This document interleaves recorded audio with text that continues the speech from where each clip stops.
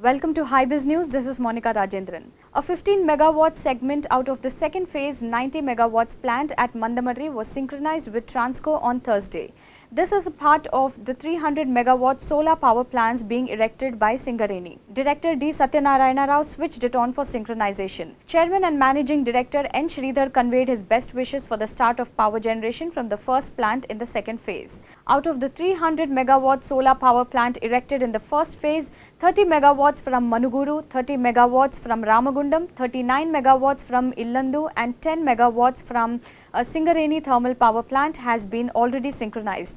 A total of 109 megawatt solar power has been synchronized with the state grid, and with this addition of 15 megawatts from Mandamarri, a total of 124 megawatts from Singareni solar power has been synchronized with Transco. Sridhar gave clear instructions that the balance 85 megawatt plants in the second phase is to be completed by the end of May, and 81 megawatts plants in the third phase must be completed by October and synchronized. Second phase to be completed by May and third phase is to be completed by October. Solar power plants are being erected at 3 places in the second phase. Out of these, 28 megawatts from Mandamarri Plant 1, 15 megawatts from Plant 2 were to be erected.